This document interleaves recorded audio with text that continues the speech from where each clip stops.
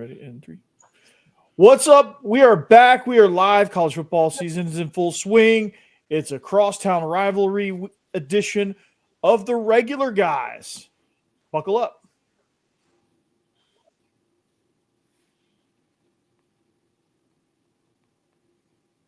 All right, that's our nice little bumper here. We are live. We are rocking and rolling. Israel Troupe, Corey Burton.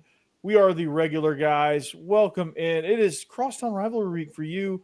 You're playing the boys in blue across the town, the Bumblebees, whatever you want to call them. It's Thomas County Central week. Y'all been, dude? You've been breaking scoreboards over there. What's going on? Yeah, we're doing pretty good. We're doing pretty good. You can see I'm repping the city. It's the good old Bulldogs versus the Yellow Jackets this week. You know, it's very similar to the Georgia Tech rivalry. We're literally 5 minutes away from one another, and we got to go to their place. So it's going to be a great atmosphere. Nothing beats, football like a good old rivalry week. So it should be a good night.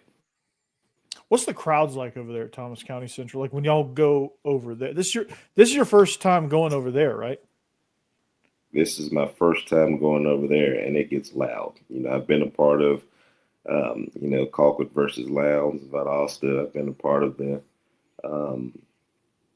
the Lowndes versus Valdosta. I was a part of Thomasville last year at our house. So this will be the first time that I'm going over there. So it's going to be interesting to see. They're loud. They have a great fan base, and they hate us this week. So it's nothing short. Going to be a great game between the two schools. They call y'all the puppies, right? What do they call you? What y'all call them the bugs? Yeah, well, actually, they've been calling us they've been calling us the mutts this week. So that's not a good friendly banter. Our kids, they get along, they understand the task at hand. The fans have fun with it too. I've actually been laughing at some of the stuff that's been said. And that's what makes it fun. That's what makes high school football so great. When fans can get involved the right way, you know what I mean, and everybody can have fun with it. So everything will tee up at 7:30 Friday night. There you go. If you're in Thomasville or if you're near Thomasville and you want to go see a great football game, go see the Bulldogs taking on the Yellow Jackets. You know what side I'm on in that regard.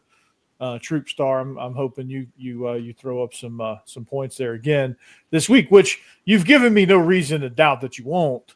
But like, what's been the biggest thing? I mean, without giving away too much, like, what's been the biggest thing? What has clicked for you? The biggest thing is execution. I think our kids' second year in the system. I think just the execution factor right now has been really, really good for us. A lot of unselfish play. If you follow me on Instagram, I posted a picture of the day of it was my Jabari, number 13. It was his first touchdown. And you can see the excitement from everybody that was involved in the touchdown. And I think that's the biggest thing so far. Not that we didn't have that last year. But this group was more talented. But, they had a lot of growing up to do, and I think you're starting to see them grow up a little bit more. And I think that's the biggest key so far. Absolutely. What's any surprises down there in Georgia, like high school football-wise, or in your region, or not region, but like in your classification, or, any surprises you notice with teams you're like, whoa, they used to suck and they don't suck anymore? No, not really. A lot of the good thing about high school football is, it comes in spurts every once in a while. Sometimes you have a great class to come through, and then you hit that one year where it's like, oh boy, what is going on? And then the very next year, they're back on track. So, it just comes in waves, just depending on, development of your middle school program. A lot of young guys that need to step up and play. So, each year, I wouldn't say it would be a down year, but it's just, you start to see a bunch of guys you didn't see last year starting to play, and they kind of jump off the page to you. Yeah, that's a big thing, man, and it's good to just kind of see competitive football wherever you go. So, speaking of competitive football, I know you watched the Georgia game. What are your thoughts, Gunnar Stockton? He's running the ball.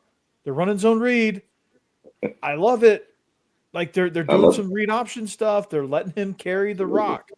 Designed, just like I hope they would in the bowl game, but maybe they were caught off guard a little bit. But I love it, man. Like, and people are gonna say, "Oh, Gunnar Stockton's not the option." They whatever. Like, I don't see how you could watch that game and I love Ryan Puglisi. I think he's a great quarterback. I don't see how you watch that game and go not believe in Gunnar Stockton, right? Like, oh yeah, he seems to have control of control and command of the offense right now. The fact that they put it in his hands to run the football shows a lot of trust between himself, Coach Smart, and Coach Bobo. I love the play selection. I love the fact that we can just hand the ball off to the running back, which I've been waiting for since last year. You know what I mean? So, getting his feet wet with running the football. There's something about a defense having to account for all 11 people on the field. When you just have a pocket passer, that really does you no good. That guy's not a threat to run the football. So teams can do a lot of things to you. Case in point, Texas and Ohio State. But when you got a guy that's active in the running game, that can do the option stuff, I love the option stuff that they do with him. They trust him to make those reads and do those things. I mean, yes, we're playing Marshall, and that's no knock to Marshall. But to show that they have that trust in this early, says a lot. Yeah, he did. He was great, man. And people are going to look to the fact that we went into that mid-game lull that Georgia typically goes into against these type of opponents. They just got bored. Like, does that like when you were playing and y'all are playing like an MTSU or an Austin P or whoever y'all played, that was like a cupcake. Did y'all? I mean, it's hard to stay up, right? Like, you're going to get bored. Yeah, a little bit. And it's a respect factor between teams. You know what I mean? I'm pretty sure Coach Smart has a lot of respect for Marshall. And that's for anybody. You don't want to just run the score just because you can. And like I was just listening to his press conference, I think it was yesterday. You got a lot of developmental guys in too. You know what I mean? When you get up like that, you're taking the starters out, getting those younger guys, those more inexperienced guys in to get them some reps as well, simply because you never know when you might need them. He's the best at that. Yeah, and the crowd and they obviously did not like that because half of them left, and he was not very happy about that. But that's one thing as a head coach, and that one thing that I admire. And another thing is why we're getting so many people drafted is because Kirby Smart literally plays those guys early and often to go ahead and get them ready for the spotlight. Whenever we get to the SEC, and that guy needs to step up and make a play. Yeah. And then they're not just learning the position. They're not just learning the speed of the game. They're actually in tune. And I like that. And, if we never cover another spread again, but we keep getting guys drafted in the NFL, we were never in danger of losing that game, which it just baffles me that they're like, oh, God, Gunnar Stockton, he sucks. He's not great. He's going to get eaten alive against Tennessee in 2 weeks. And, man, they're wrong. That defense was nasty. Even the reserves were nasty. I mean, they gave up a touchdown late, but who cares, man? That's a learning experience for them. But I don't really know. I never know like what Georgia fans are looking for. All right, you want to see this? I don't know. I don't know what y'all looking for. Touchdown on every drive is what they're looking for. Explosive offense, this, that, and the third. I'm like, what exactly is an explosive offense? To me, as an offensive coordinator, an explosive offense is scoring points and when you can. Sometimes, hey, guess what? That other team plays defense too. You know what I mean? It's not like we're just throwing the ball around, just throw the ball around. Like there's a method and there's a system that every team has. You have to establish control. Even teams that score a bunch of points, they have a system that they use, and they don't go outside of that system. Mm-hmm. So I don't understand. And at some point, you have to control the clock too, right? Yeah, like all right, let's say we score a bunch of points, and all right, we lose Gunnar, we lose Bobo up front, we lose 2 other linemen, we lose Branch, we lose a bunch of guys.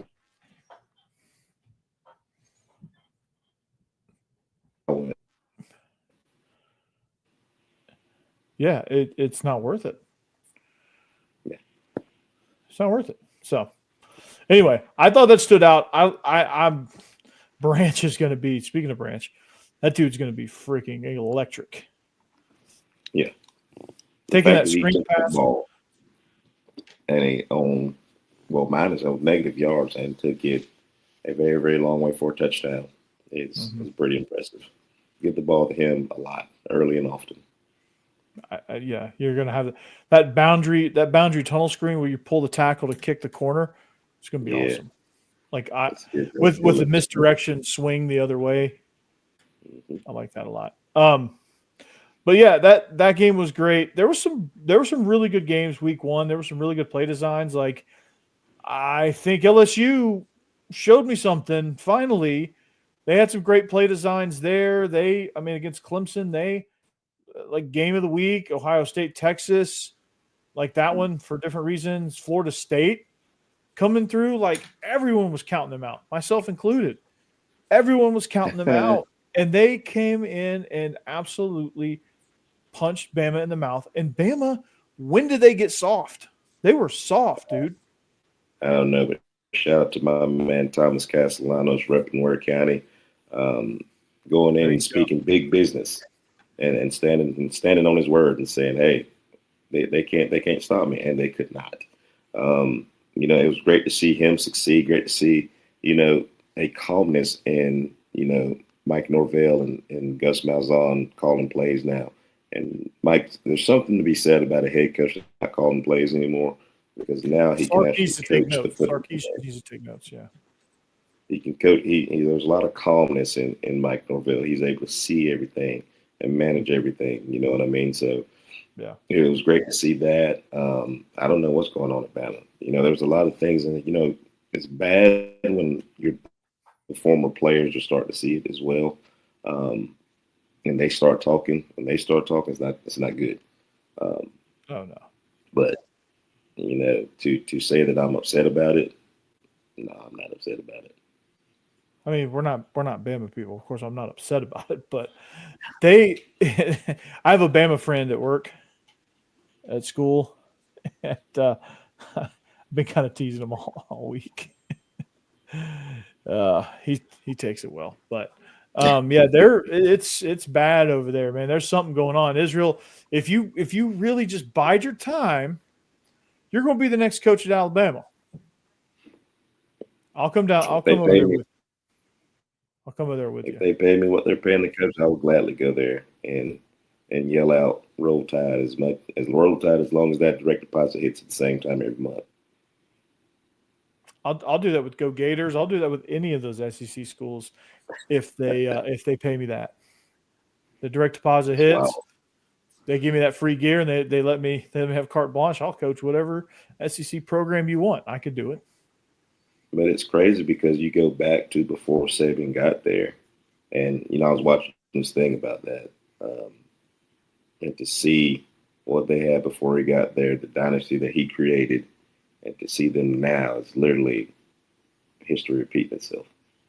It's night and day, man. It's like, and it's night. It was night and day then, and it's night and day again. Like Saban, we're not just figuring this out. We've known this for quite some time.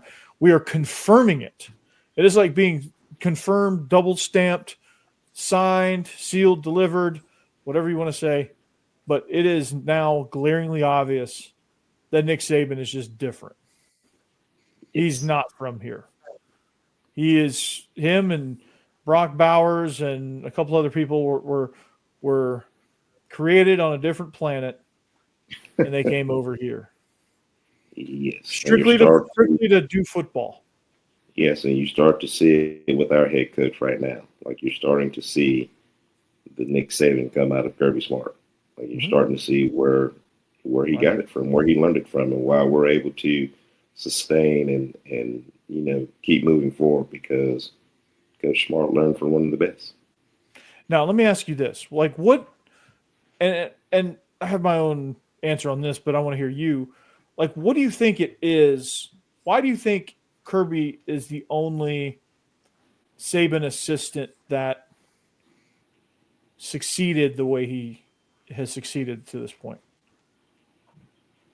What What is it? What is it about Kirby? Like how was he able to take stuff, lessons, ideas from Nick Saban, and the other guys didn't, like Jimbo Fisher, Will Muschamp, Billy Napier to a certain degree. Like all these guys that coach with Saban, they didn't quite soak it in. Kirby is like the only one that actually like soaked something in. I think just one I think is was with him for so long.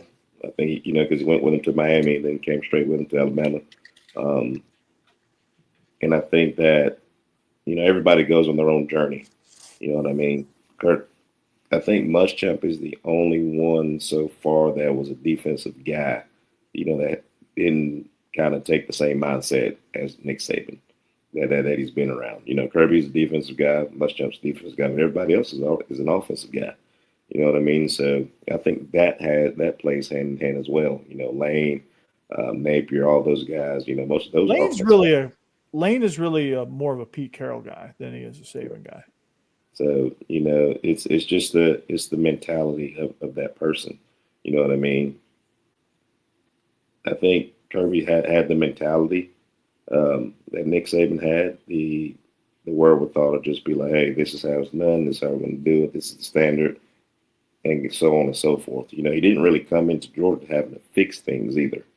You know what I mean? So he really took how Nick Saban came in and fixed Alabama and just took the same mindset to make us just that much better, if that makes sense.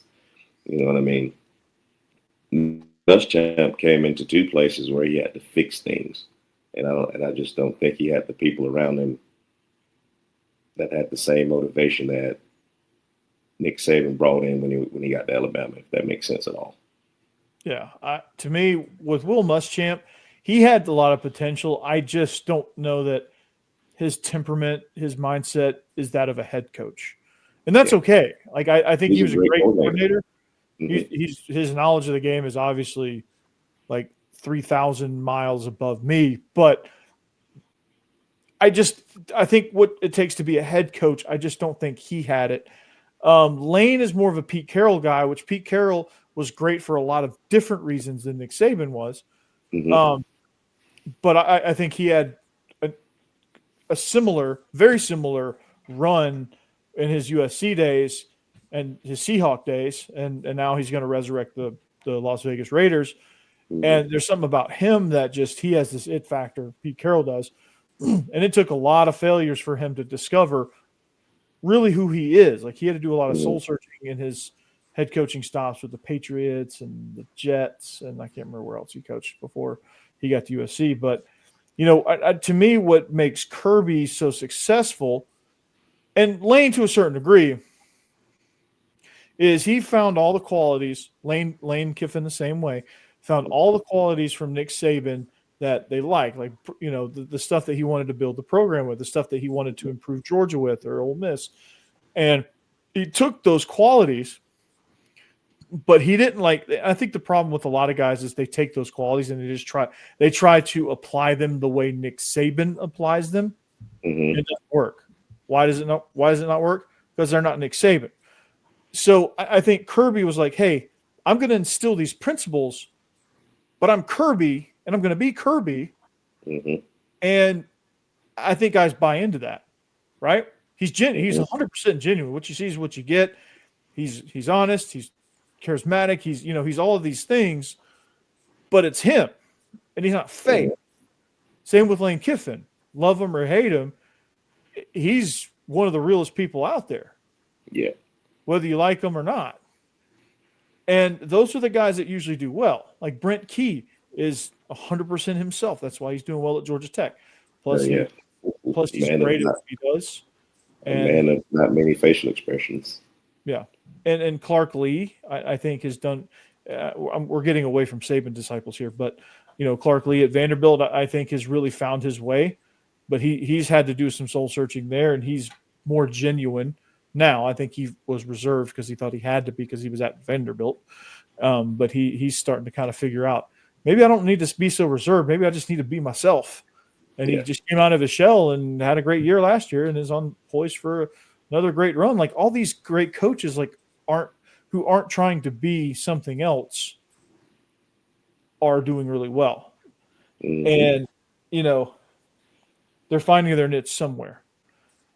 And I'm curious to see how Brent Venables is going to do because, he was struggling at Oklahoma. But, I don't know how far away from the question I've actually gotten. But Kirby is very genuine in himself. And I just think that's what really makes somebody, a great coach. But circling all the way back somehow on this long and winding road, Getting there. Going back to Alabama, like what is it about Kalen DeBoer? Because he didn't forget how to coach. I mean, dude had Washington in the national championship right before he left for Tuscaloosa. Like that dude didn't forget how to coach. Like that's not the problem. But what is the problem? Like, and I think their problems were culture and coaching related against Florida State. Because I don't think anybody on that team played horrifically bad. I just think as a team, they just stunk. Yeah. I think it's I don't think the culture's bad. I think it's the fact that the standard is not the standard there anymore. I think there's something to be said about hollering and screaming and raising hell at your football players to get them to do what you want to. That gets the results that you want. You can play Mr. Nice Guy and, sing Kumbaya and give out popsicles all you want to. But there's something to be said about getting in your player's ass to make him do what you want to. You know what I mean? There's something about hollering and screaming and fussing and cussing and throwing Gatorade cups that gets people going. And I just don't think that that's the same mindset that's over there at Alabama right now.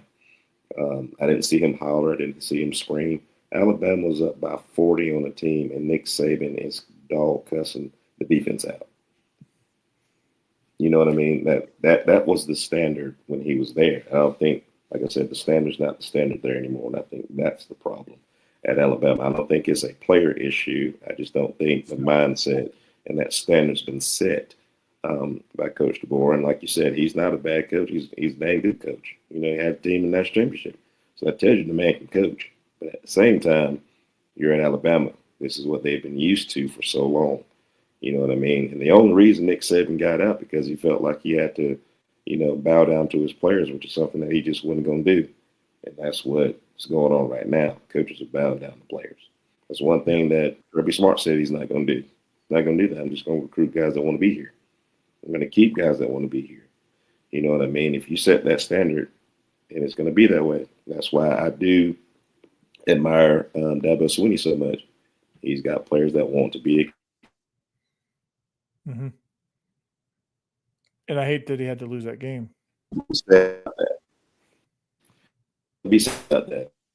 And it's starting to show at Alabama, and I bet those fans, well, obviously those fans and that fan, the boosters and all them people are not happy in Tuscaloosa. No, they're not. They're not. They're already talking about replacements for Kalen DeBoer. Hey, I tell my guys all the time, the standard is the standard, and it's not going to change. If you don't want me to get in your butt and holler and scream and fuss, then do what you're supposed to do. Do it how I see you doing it. Now I picture you doing it in my head, and we'll be fine. Mm-hmm. Play to the standard, not the opponent. And it's just, I mean, that's a culture thing, though. Like that is culture. Like you're establishing that line of thinking one way or the other. Like you got to draw that line in the sand. Nick Saban drew a heavy line in dark, double extra bold in the sand. He drew that line.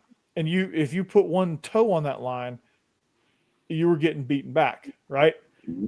He would scream at you, fuss at you. I mean, 5 seconds left in the game, and he's going on. He calls a timeout. He's going off on his green dot guy because they couldn't get the call in. Not really his green dot, but who would have been his green dot had they had that when he was coaching. But it's just one of those things. You're looking at it and you're going, good Lord, they're up 52-3. Why is he doing this?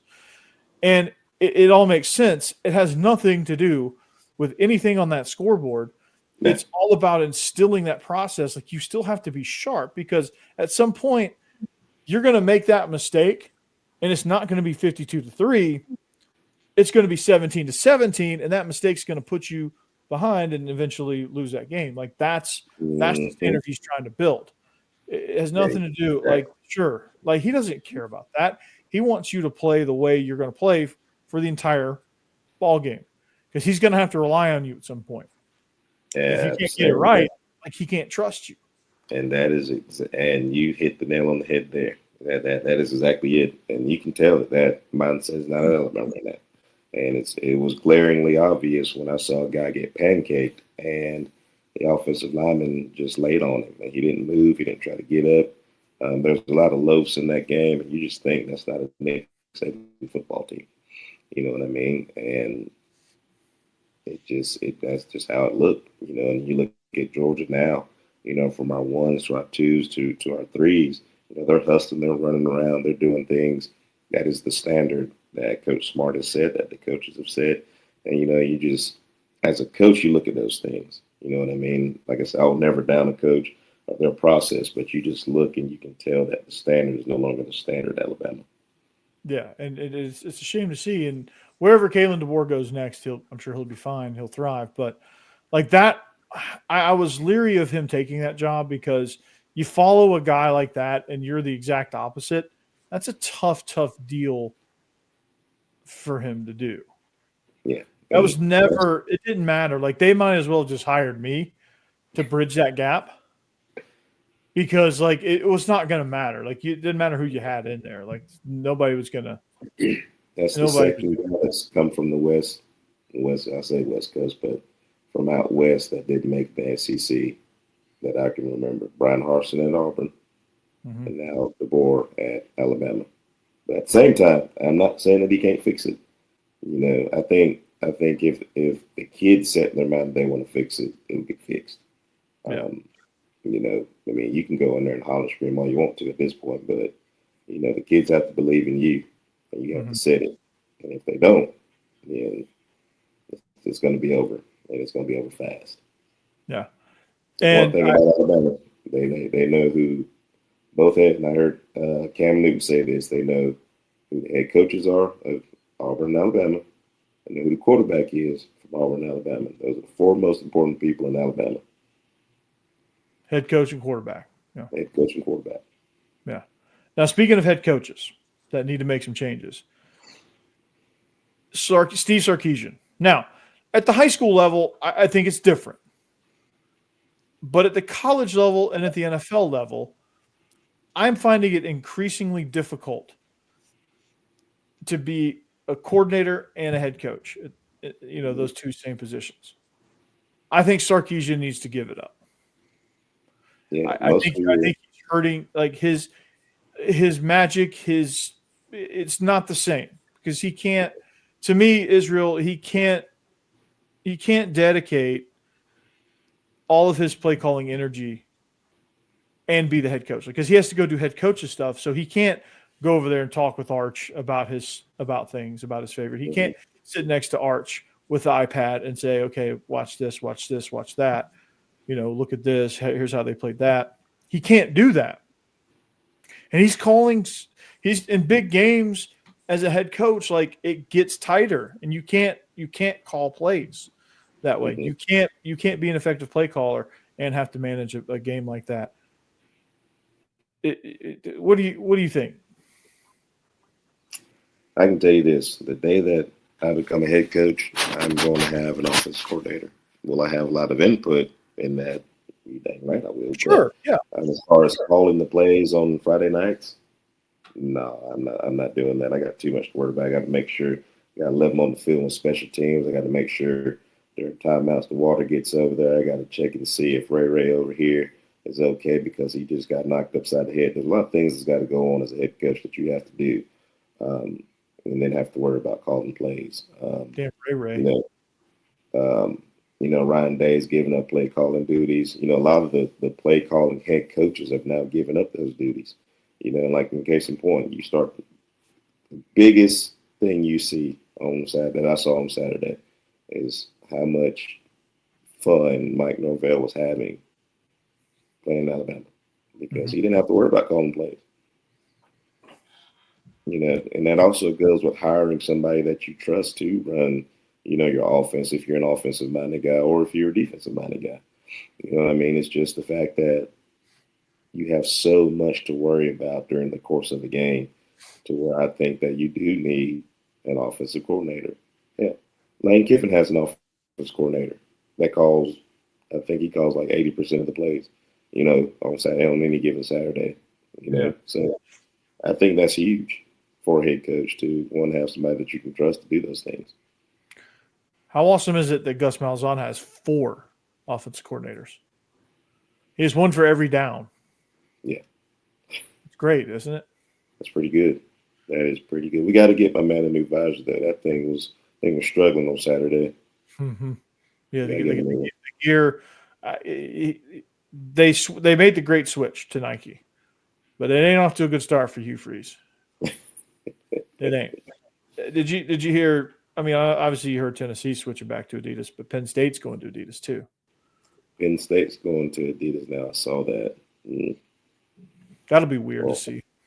They'll never win a championship now because no team outside of Tennessee's ever won the national championship other than the Nike school. Mm-hmm. Good for them.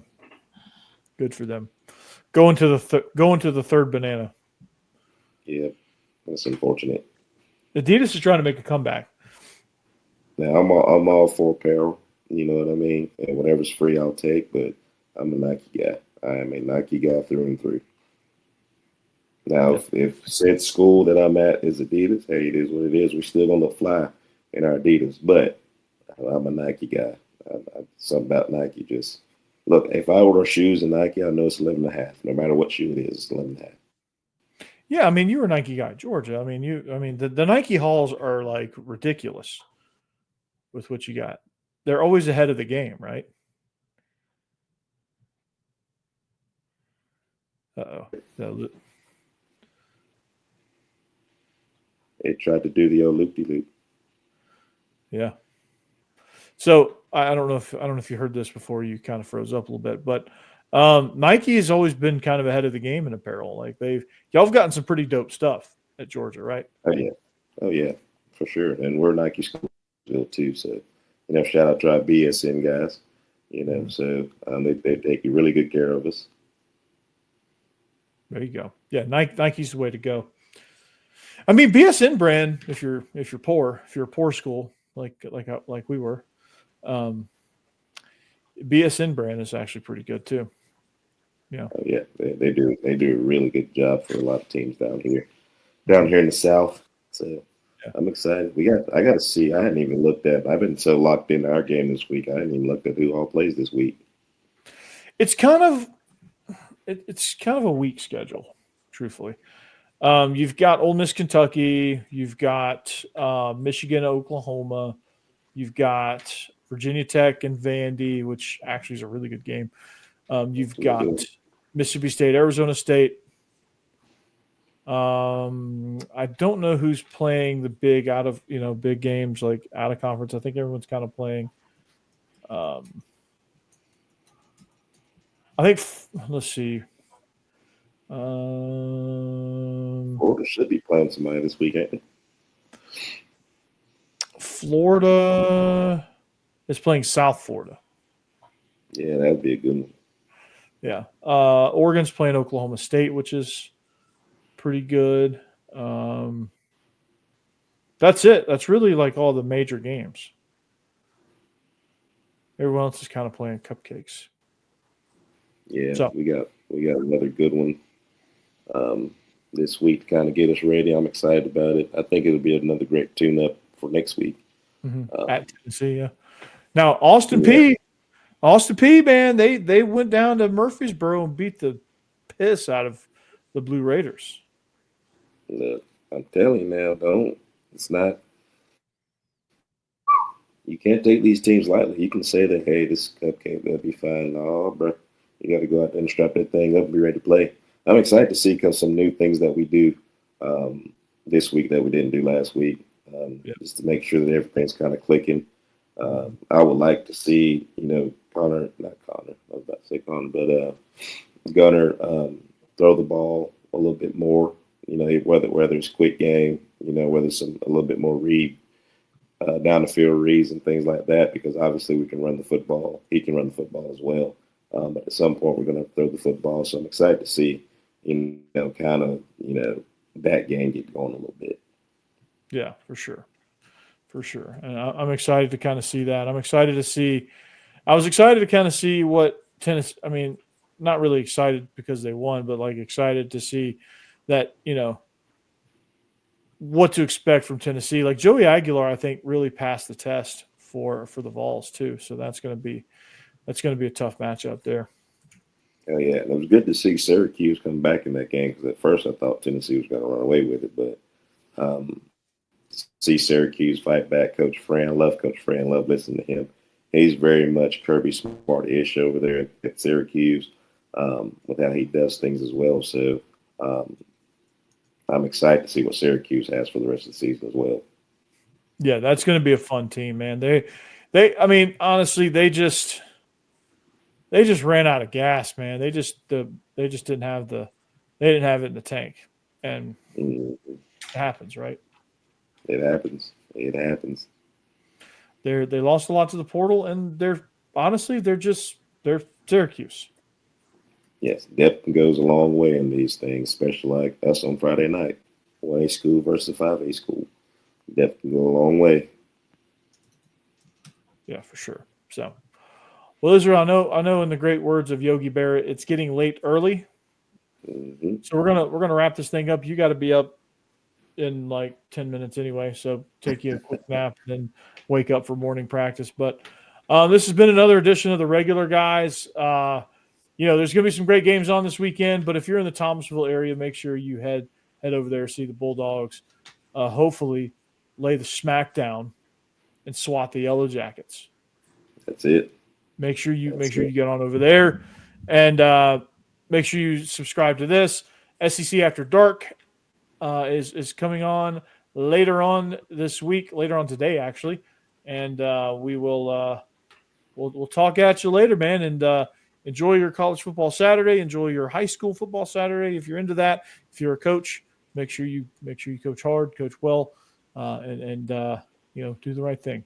Motivate your team, and let's get it on. Let's get rocking, man. Week 2 of college, week 3 of high school. Here we go, man. We're on a roll. That's it. Good luck to everybody this weekend, and good luck to the Dogs Friday and Saturday. Yeah, go Dogs! Friday, yeah, more than one night. So that's right. For Israel Troupe, I'm Corey Burton. We'll catch you back here next time. It's the Regular Guys.